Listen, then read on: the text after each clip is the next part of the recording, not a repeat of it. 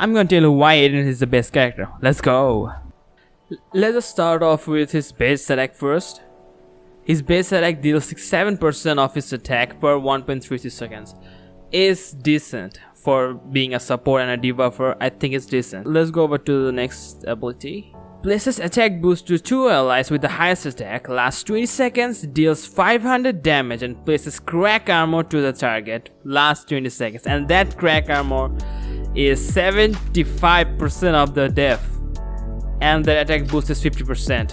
75% of a certain boss, for example, he's gonna get shredded. That makes the game so much easier. You can do a lot of higher level dungeons really easy with him. Even though you are a low level player, you can just shred them. This ability alone makes him one of the top tier, if not the best support in the whole game.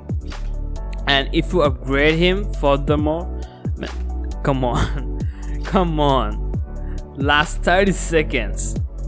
And if you add certain artifacts, which I'm gonna tell you a little bit later in this video, is gonna be epic.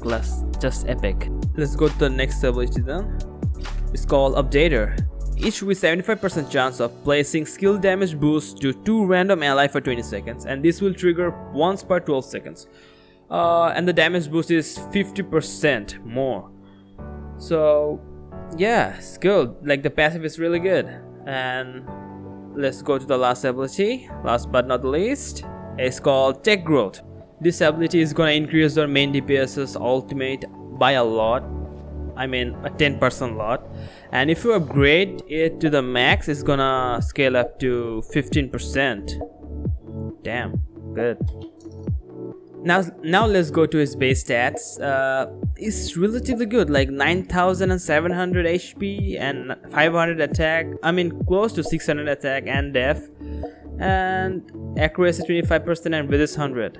It's good. He's really he can tank a lot of damage. That's for sure. And for the hero overview, Aden is one of the strongest few among the priests in the land. He doesn't care about the power, but searches for something in different areas. I wonder what it is. Come on. It's already said he is one of the strongest, and he is one of the strongest. Like, come on. We all know 75% def. That is a lot. That is a lot. Now let's come to the gear section. You can build him as a tank. You know, he has to stay on the field, so he needs def, a lot of HP, a lot of air resistance. That's gonna help him a lot to stay on the field. Otherwise, he's just gonna die. And if he dies, that'll be a lot harder for you to continue the mission. Obviously, it's gonna depend on the difficulty of the dungeon you're challenging. And there are obviously some cheesy artifacts, and I'm gonna tell you. Just wait. So on the list is the gambling set. Yeah, it's kind of like a gambling. Why? Because of this.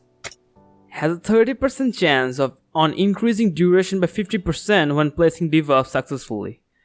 Come on, it has a 30% chance, but it will increase 50%. Like, if you have that ability on level 1, and that is, I think it has a 20-second duration, and 50% of 20 seconds is overall total is 30 seconds, and that is a lot. That is a lot.